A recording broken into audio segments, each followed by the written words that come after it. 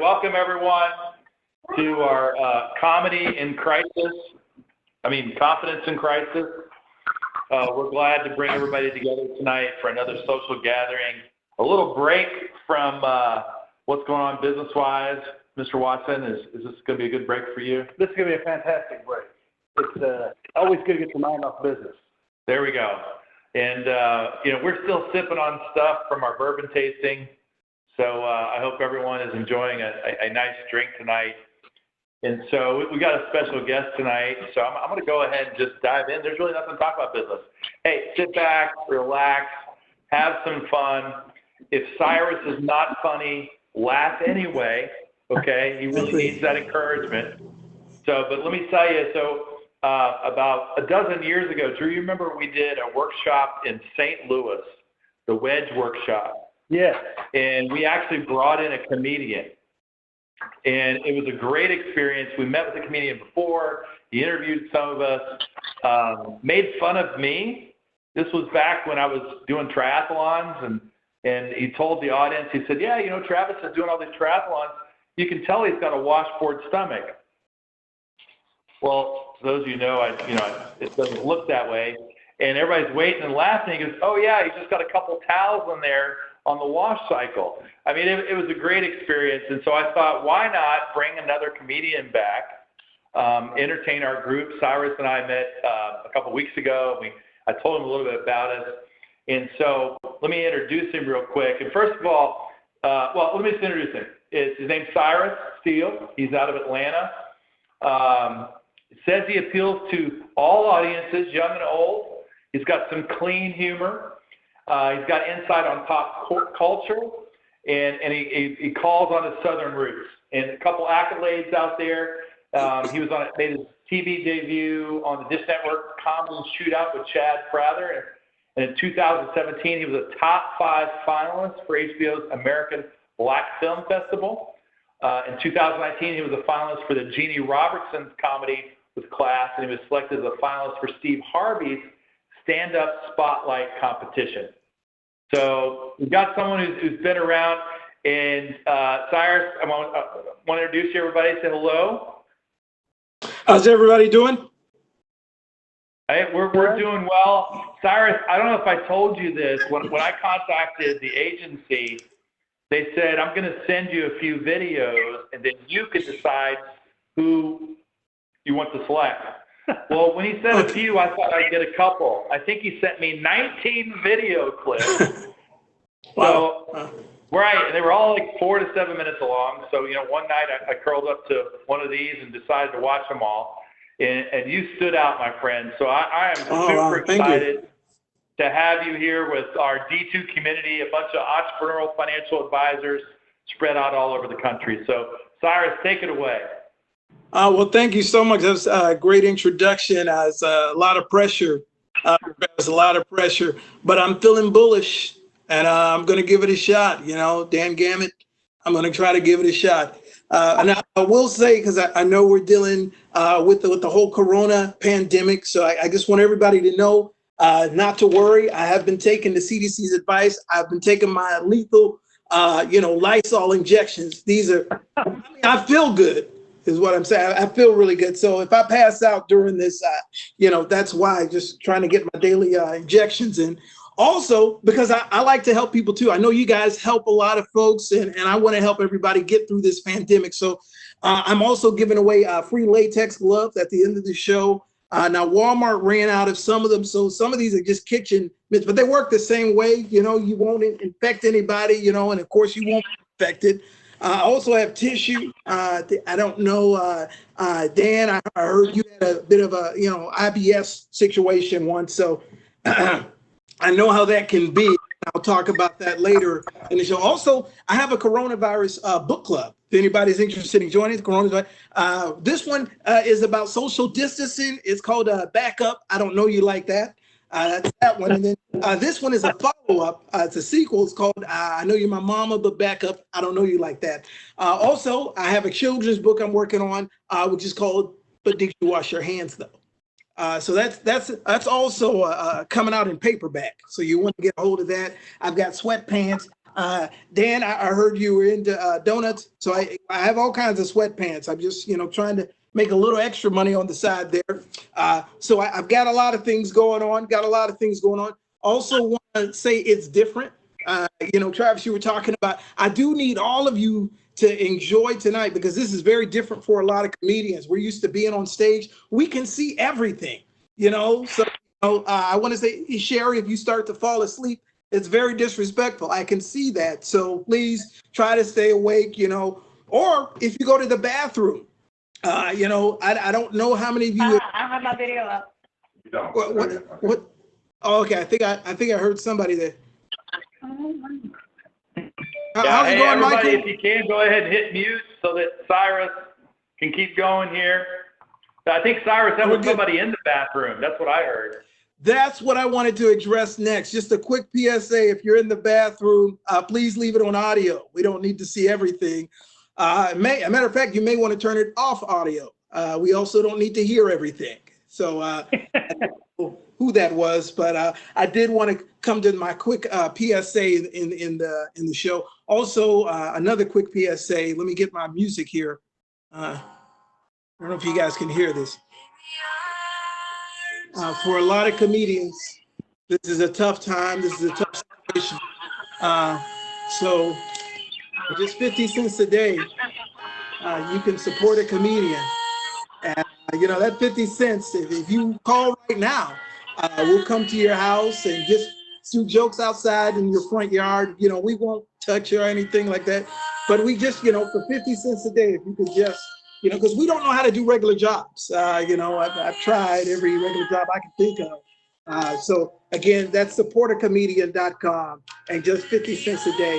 That's gas money, I think, because nobody's going anywhere right now. So, but anyway, that's my quick PSA. So if you see a comedian, just throw some change at him. We're just trying to make it through this pandemic. And of course, I feel like, everybody's responding differently to this whole pandemic. I don't know like about you guys, but I'm hearing some amazing stories. I was just reading one story about because a lot of marriages, they were talking about a lot of marriages were breaking up. Like people, if you're married and you can't live together, like this is really shocking me that people they're finding out that they don't like each other. All of a sudden, like my friend called me, my wife was like, "Are you going to chew with your mouth open the whole time?" And I was like, "Why are you in my mouth?" She was like, "There's nothing else to look at in the house and you don't have a job." So a lot of people are at each other's throats right now. And even dogs, even the animals are sick of seeing their owners. So, it's like you got to do something. People are volunteering to leave the house and be tribune, like it's the Hunger Games. It's amazing to watch. And it's even tougher, I think, for single people like myself. The only good thing about being single right now is if you're ugly like me or Dan, which I understand he's on right now. So that totally makes sense, Dan. Stay there. What I would say is it's okay because 90% of your face is covered. For ugly people, this is our season. Nobody has to know what's under here. This is your season. I don't want to call any other names out, but again, if you're ugly, this is not a bad time. You know what I mean, Dave? So this is a good time for everybody. This is a good time for everybody. And of course, like I heard this one story about there you go, Dave. And that's going to get you all the ladies right there, by the way. Yes, you're supposed to put it around your ears, Dave, but that's okay. Somebody will show you how to do that. Yeah, like Dave, are those certificates in the background there? Is that got a lot of okay? Is that from the University of Phoenix, Dave? You graduated. That's okay. We'll get into that later. But yeah, I heard about this one couple, elderly couple.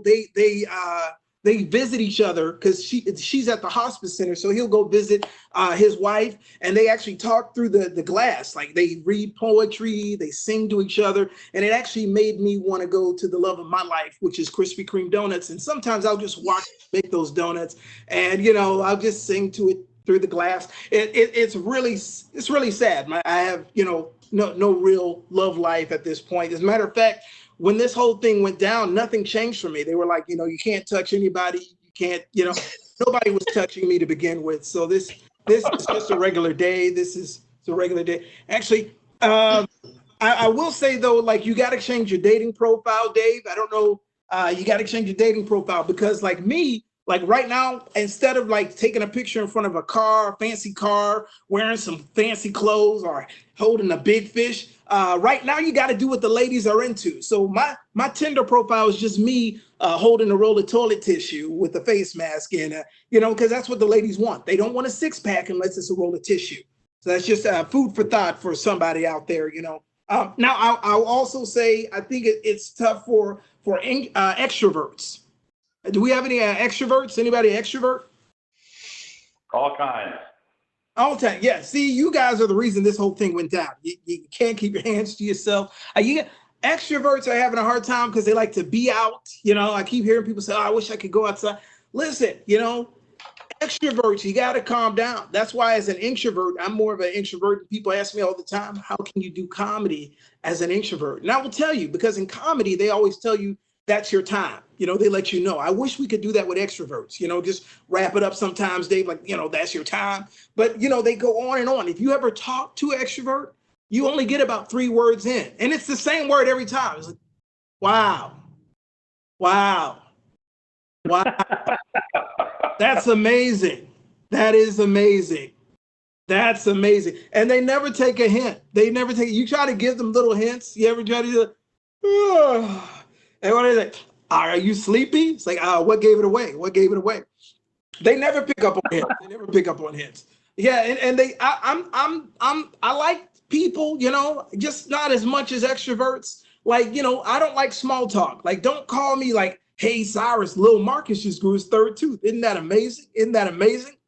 I'm going to focus on that word amazing, and I'm liable to go off and be like, you know what's amazing is that the sun rises and the sun sets like clockwork every day. That's amazing.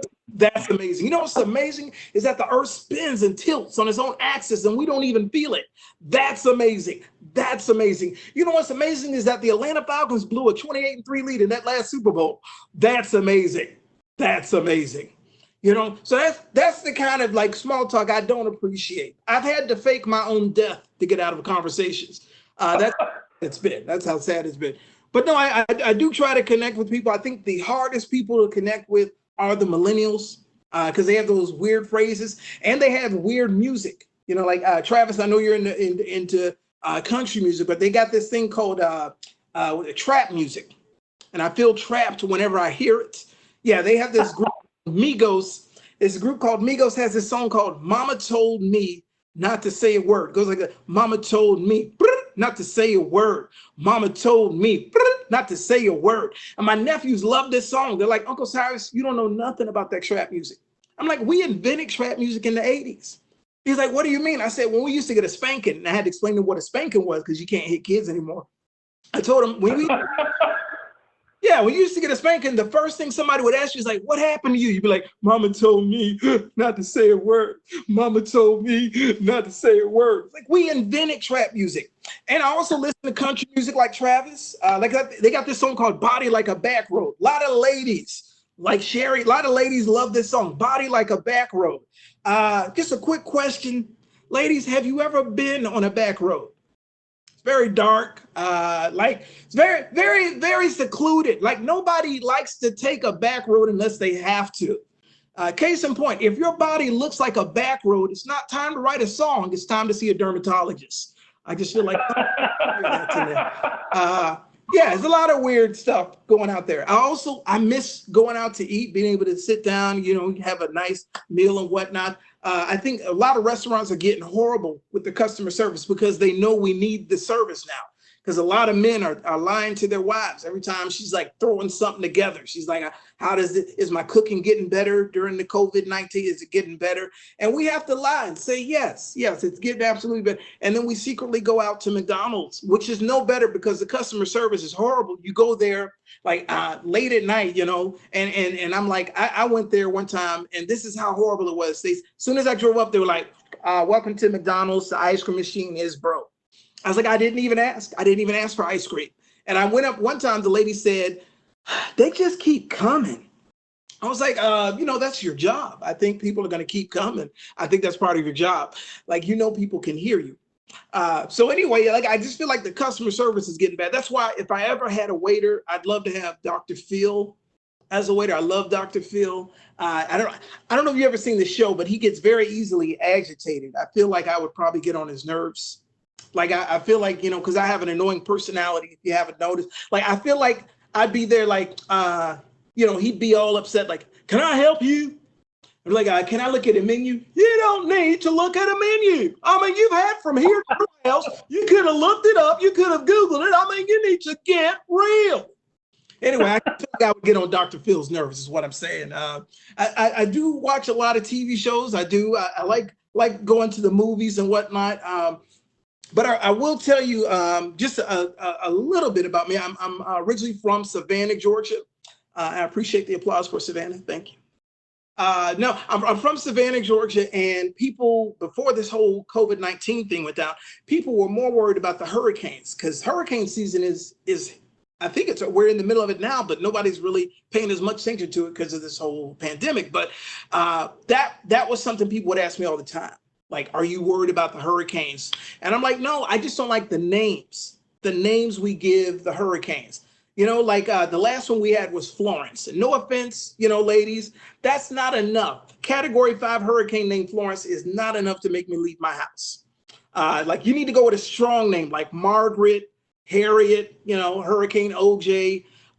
Those are names that make me leave my house, you know, like it's got to be serious. So, and also, you notice people always try to take everything, like all the water jugs, just like what they did with the tissue with COVID-19.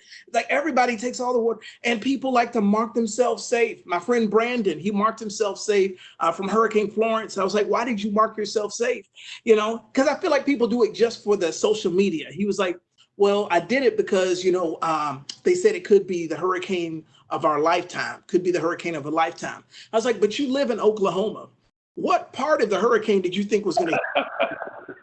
Yeah, like I feel like marking yourself safe right now should be if you accidentally delete your wife or girlfriend's favorite TV show. That's when you should mark yourself safe the next day if you live. But, you know, I feel like people are trying the best they can to get through everything. And I know, like, when we had the hurricanes, it used to mess with me, just like with this whole pandemic. You know, sometimes the news will harp on stuff to get the ratings, you know. So, like, when I was a kid and they would talk about the hurricanes, they would always talk about the eye of the hurricane. Got to watch out for the eye of the hurricane. Don't get caught in the eye of the hurricane. So I was like 10 years old. I would be like, Lord, please don't let us get the eye of the hurricane. Comedian doing Let a us live get show. oh, I think we just got someone else there. He's at home? You mean this? All right, so here it is. Interesting conversations going on here. Can you deduct what's going on there, Cyrus? Yeah, we're doing a show. I'm not sure who I'm talking to. It may not seem like it, but we are, I promise. You're doing a show, my man. You're doing well. Yes, I'm also selling sweatpants. So yeah, I'm doing a lot of things. But no, I was just talking about the hurricanes. So who am I talking to? Oh, they went mute on me. They went quiet. Okay. I think he went back to sleep. I think that's what happened. But yeah, I was just saying with the whole hurricane thing, I used to pray, please don't let us get the eye of the hurricane. Let us get the leg, the pinky toe. Please don't let us get the eye of the hurricane. Or my prayer would be, if we do get the eye, Lord, let it be a lazy eye. Amen. Which I can speak on because I do have a lazy eye, you know. So Travis, if you can't tell who I'm looking at, that's probably why. I'm actually looking at Dave right now as I talk to you. So, but yeah, it's very frustrating being cross-eyed because like I would go out on dates, like we would go to the movies, and I remember, you know, people who can see straight, you go to the movies, you get exactly what you ask for. I don't have that luxury. I go to the movies, it takes them about 5 minutes, 10 minutes to get the order right. I'm like, let me get 2 of those and a medium popcorn. And the first thing the concessionist does, he's like, here you go. And I'm like, sir, I asked for Milk Duds and gummy bears. He's like, sir, at the time of the order, one of your eyes was looking at the Mike and Ike's, and the other eye was looking at the Hershey's Kiss. So I was like, okay, yeah, I don't have the heart to correct the man. So I go back to my seat, which is equally frustrating because the lights are dim, you know, the lights are dim. I go to sit next to the girl I came with. The lights come up, turns out I've been sitting next to an 80-year-old man the whole time. Very awkward because we were holding each other during the movie. So that moment, especially when he asked for my number. And I just feel like, there are a lot of frustrations with having a lazy eye. Like I almost got arrested for being cross-eyed. I was in Branson, Missouri. The car had swerved, and the officer, he's like, "Sir, are you under the influence? Have you been drinking?" I was like, "No, I don't drink, sir." And I tried to give him Dan's number because I know he does it. He loves a good scotch, from what I understand. But I was like, "No, I don't drink, sir." So then he asked me to step outside the car, and I'm ready to do whatever the officer asked me to do. Walk the straight line, breathalyzer. That's not what he asked me to do, Travis. This officer asked me to follow his finger with my eye. I told him, "You can go ahead and arrest me right now, sir." That is not going to happen. That is, I try to see the good in being cross-eyed. Like I can text and drive, y'all can't. So that's nice. You got to see the good in everything. Got to see the good. But yeah, I was talking earlier about, going to the bathroom and everything. I will share this story. This is very, I feel like we're friends at this point, especially Dave, with your University of Phoenix degrees. I feel like we're friends, like I was in the 6th grade and I had an accident. And I know some of you are wondering, Cyrus, was it number 1 or number 2? And I don't want to be graphic, because Sherry may have eaten just recently. So I don't want to, but I will give you a subtle hint. Let's just say after this incident, I was forever known as Doo-Doo Boy. So you figure out for yourself which one it was. But yeah, we were going on a field trip to listen to the Savannah Symphony. I told you I grew up in Savannah, and we were going to the symphony. I didn't have to go to the bathroom when she first let us go. Her name was Miss Darrow, my math teacher. And I said, "But I have to go now." She's like, "Well, it's too late. You got to get on the bus and wait till you get to the Savannah Civic Center." And I want you to know, Dave, I held it in. I held it in from the classroom to the bus, and I didn't want it to happen on the bus. It's my body, my choice. I held it in because I was sitting next to Derek Zimmerman. Derek Zimmerman hated my guts. I don't know if you ever had somebody just hate you, Dave. I don't know if you've ever had that, maybe Megan. I don't know. But I knew I didn't want to have this accident next to him because everybody would know within 5 seconds. So I held it in until we got to the Savannah Civic Center. I was doing good. Almost forgot that I even had to go until they started warming up those instruments. I don't know. I've done the research, but I don't know if you ever heard them warm up those instruments, but there's something very seductive to the colon when they start when you've done like a because something in my colon, in the voice of Rafiki from The Lion King, said, "It is time." Yeah, that's true. And I realized that's when I had to drop it like it's hot. I dropped it like it's hot. And I did some of the best acting because my best friend, Nathan Crane, was sitting right next to me. He leaned over. He's like, "Do you smell that?" And I was like, "I have no idea what you're talking about. I have no idea." Just lied through my teeth. Mind you, tears were coming out of my eyes. Like that's how strong the stench was. But I lied through my teeth. I have no idea what that smell is. The good news is I had relieved myself. The bad news is I was wearing khaki pants, Dave. I was wearing khaki pants. Yeah, not a good look when you had that kind of accident on yourself. Not a good look. So like if you've ever seen skid marks, that's all I'm going to say. Like by the time I got on the bus, like I know nowadays they have anti-bullying and 100%. They didn't have that back in the like 80s and 90s. It was when I got on the bus, they were doing remixes to my name, like Cyrus is a doo-doo boy. Cyrus is a doo-doo boy. When I say Cyrus, you say doo-doo, Cyrus, doo-doo, Cyrus. And I'm glad that you didn't join in on that, Dave, because it's a very traumatic experience. I still get emotional about it. And of course, like the person I feel really sorry for, one of the people I feel sorry for is my brother, because after like that was my whole legacy at middle school. I was doo-doo boy. No matter what I did, I could have cured cancer, and the headline would have been "Doo-doo boy cures cancer." But my brother had to face the worst of it because after I graduated, he had his 6th grade or in his 8th grade year, he told me he was known as the brother of Doo-doo boy, and I felt a little proud. It was a bittersweet. I see Sherry's a little. She feels very compassionate. I appreciate that, Sherry. But where were you when that happened? But my brother told me, he said he was known forever as the brother of Doo-doo boy. But I felt proud at the same time. It was bittersweet, because I made a name for myself, not the way I wanted to, mind you, but I'd made a name for myself nonetheless. And then, of course, I felt bad for the janitor because somebody had to clean that up, and I'm sure that was his last day. Pretty sure that was his. But yeah, another thing that's very interesting to me is the way people are handling this pandemic. You know, like I'm sure they're going to have the coronavirus movie. So I would love to see like these celebrities like Kevin Hart. I'd love to see Kevin Hart in the Corona movie. They'd be like coming soon to a theater near you, the Corona movie starring Kevin Hart. First of all, told my wife I might get the corona. She's like, Kevin, you're not going to get the coronavirus because you're too short, Kevin. You're too short. I was like, First of all, if I do get the corona, I'm going to touch you first. And then we're going to both die. And she's going to be like, oh my God, I can't believe you gave me the corona. Also starring Samuel Jackson as he faces the coronavirus head on. This is Samuel Jackson. Now you want my blood? Come get it. Also starring Medea from the Tyler Perry movies. Hello, I need to talk to the CDC, yes, because we need to be doing the social distancing. Yeah, hello, how are you? Good morning. Yeah, I know we're supposed to do the social distancing because of the corona. You know, I don't want to get the corona. Also starring Eddie Murphy. Let me tell you something. I'm not scared of no corona. Never have been, never will be, never could be. I wish the corona would come over here. Now, after I defeat the corona, I'm going to go out partying, drinking, and in the morning, I'm making waffles. Fabulous. The Corona movie coming to a theater near you. Anyway, so I feel like that probably would be like the preview to the movie. You know, they always have these movie trailers. It's only a matter of time.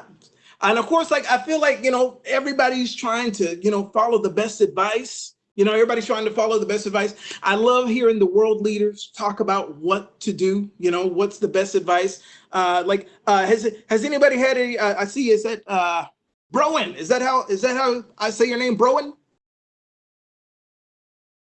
Is that how it's pronounced? Sure. Is it Borat? Is it Borat? Is that Brown. Okay. How's it going, Brown? What are you drinking? I thought Dan was the drinker there. What are you drinking, Brown? He's on mute. Come on, Coughlin. He's on mute. Oh, okay. Brian, unmute yourself.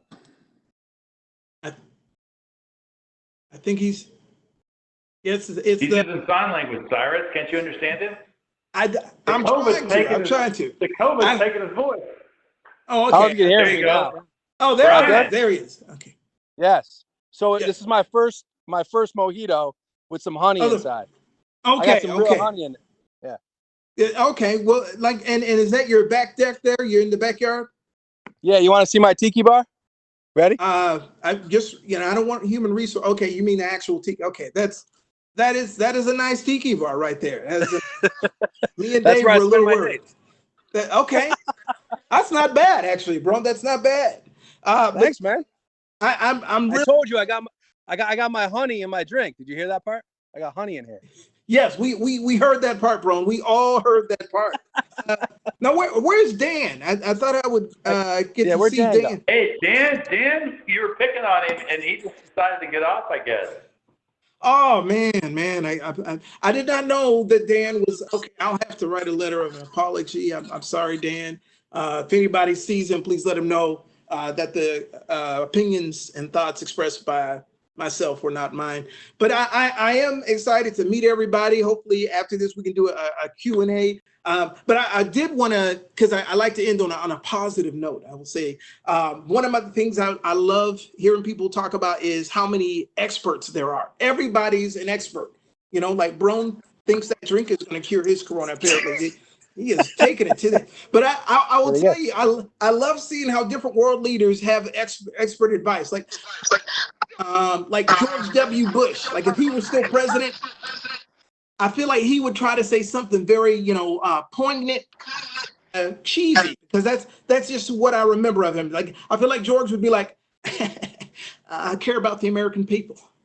When America hurts, I hurt. When America cries, I cry. When America farts, I smell it. I'm just saying everybody's different.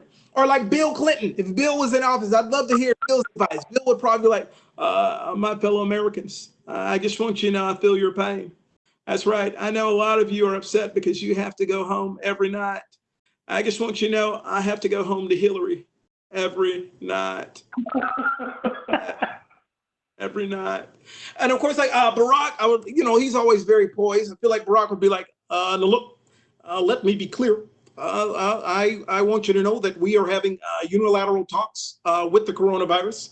My good friend, Joe Biden is going to be here to give a coronavirus safety speech.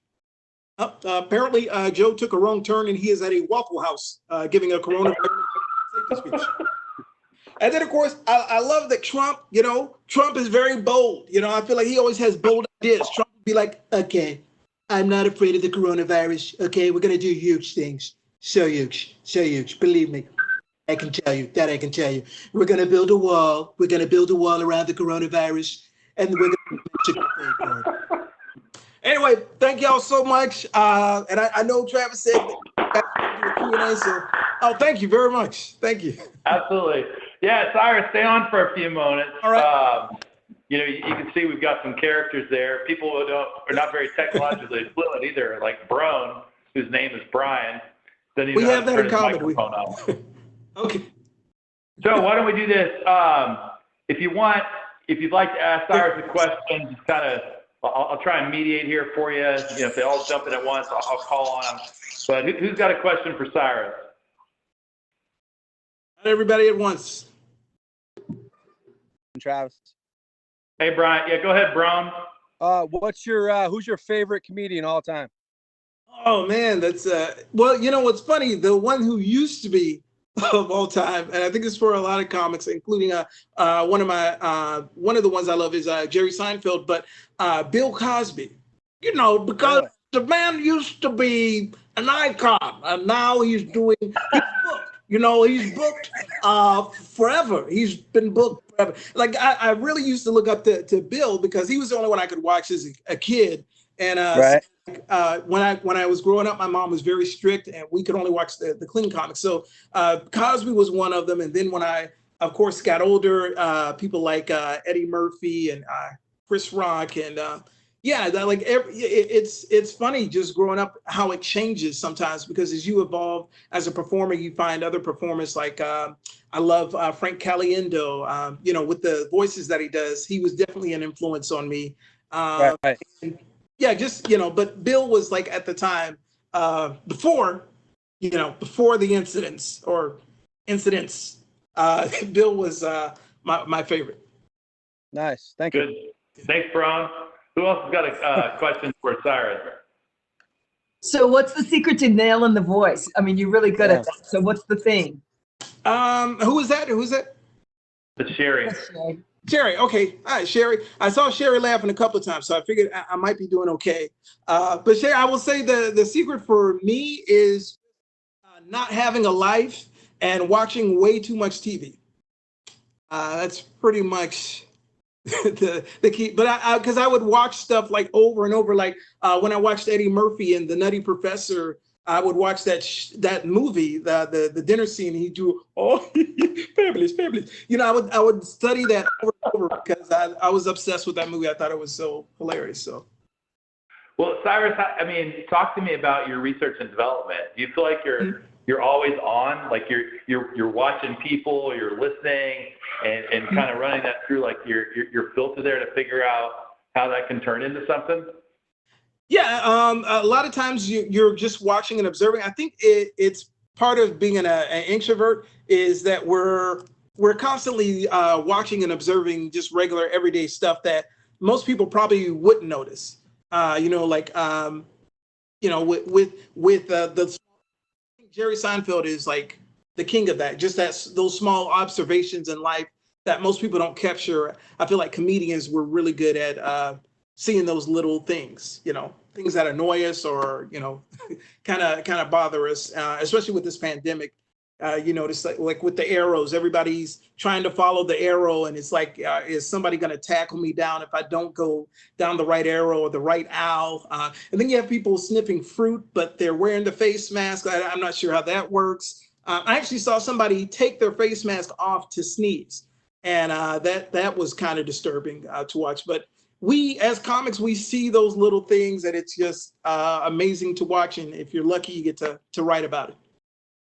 Cool. What about Johnny Flay? Does Johnny Flay got anything to say? Or he was Johnny Flay. I nicknamed Johnny Flay. It's John Randall. We did a cooking show, grilling show last week in his backyard. So okay. John, are you still on? Yeah, on here. It's fantastic stuff, Cyrus. Really love it. Thank you. I think you know, a performance like that, to string along so many segments of it, I think it's one of the unique abilities of a comedian. Usually the coach consulting, Travis, I do, or financial advisors when they're talking with clients, it's kind of short segments. So how do you organize all that? How do you organize such a stream of just constant stuff and just keep it rolling like a machine gun? Well, I mean, it's different now because when I'm on stage, I'm probably more evenly paced because, you know, you're feeding off of the audience. I don't have you guys to feed off of, you know, so it's basically, you know, if Michael starts taking a swig there, you know, I'm like, okay, it's Michael, he's about to doze off, you know, or if Jeff, you know, starts to pick his nose, I'm like, okay, I'm not entertaining enough right now. Jeff is picking a booger. So you gotta try to grab the audience's attention, probably more so now than being on stage, you know. So, and I think a lot of that comes through trial and error. Like I remember having everybody off mute for a show, and you'd be surprised the conversations that you hear. And so you're just trying to learn as you go. I think a lot of comics right now, we're just learning as we go. Cool, great question. Good advice. Yeah, really good advice though for us to keep it more engaging and more entertaining while we're in this virtual world. So thank you. Cheers, Absolutely. everyone. Thank you. Absolutely. Cyrus, what's been the kind of strangest or most memorable venue you've ever done a show in? Oh my gosh. And it's funny because as comics, we talk about it all the time. Then when you get put on the spot, you're like, what has been? But there have been a couple. There was one, ironically, speaking of not being able to feed off the audience, there was one at a club, but I was talking about the hurricanes. A hurricane was supposed to have hit and it didn't really. And we were still scheduled to perform. And so only the owner of the club and his wife were there. And they still made us perform. And so my friend who was opening, he was doing magic tricks. And then I think I did, at the time I was only doing like 20 or 25 minutes of material. And the guy was like, okay, we need you to do more because I guess they need to fill in more time. And that was just excruciating, just trying to perform for two people who pretty much, you know, they kind of knew some of the material because they had watched videos and whatnot. But, you know, there we were in front of two people just trying to make them laugh. It was a nightmare. Yeah, financial advisors feel that way sometimes. Yeah. They perform in only front of two people. So Jeff, I can imagine. Jeff, and then Michael Hancock. So Jeff, you go first. What's your question? Yeah, Cyrus, what's your favorite club to perform in, or clubs? Oh, that's a good question. I recently got to the name of the place. It's in Las Vegas. And of course, it's gonna skip my mind. Sounds like it was really memorable, Cyrus. Yeah, you know, it's these Lysol injections. Once they hit, I don't know. But no. Locally, I'll say locally. I love performing at the Punchline in Atlanta. It's a long time running club, and I've always loved that. That's where I started. And the audience is always appreciative of, you know, local artists who, you know, travel and that sort of thing. So it's always nice coming home to perform at the Punchline. All right, cool. Thanks, Jeff. How about you, Michael Hancock? You said you had a question. He lied. Michael. He lied? Is that what it was? Michael, you're on mute, bud. Take yourself off mute. Michael likes to drink a lot of wine, and of course, as with anybody, the dysfunction starts to occur. He doesn't know how to hit the button right. He's struggling. It's fine. I'm a good lip. I think he was saying you did a great job. I would love it if you would do another hour. That's what I'm hearing, Michael. That's I'm probably right about that. Right. Are you some like telepathic wavelength that's going on there, Cyrus? Don't know about? Yeah, I watched a lot of reruns of Medium with Patricia Arquette. I told you I watch a lot of TV, so yeah. Can you hear me now? There we go. There you go. Michael, you're on now. Go ahead. Speak up. So 2 questions for you. One, what is your favorite beverage of choice? Just because I care. And second of all, when did you or how did you decide to become a comedian? Let's see that for the first question. My favorite beverage is grape Kool-Aid, like the purple one. It's delicious. And, you can never put too much sugar in it. And of course, I became a comedian because that was really the most fulfilling thing for me. Because I'd worked in the corporate, I worked with, I can't remember where I worked, but no, Equifax. I worked with Equifax. And I don't know if you've heard about them recently, but I think I left at a good time, and comedy is all about timing. But I left there and went into comedy full time and have not looked back since. Good for you. So follow your passion, right? That's what you said, basically. That's right. Yes, as long as you can pay your bills, follow your passion. Yes. There we go. Yes. All right. Do we have any more questions for Cyrus as we wrap up tonight? Mark Woodward, you got anything to say up there in the Buffalo, Rochester, New York area?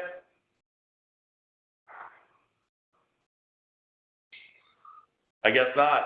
They're radio silent up there. He's speechless. He's speechless.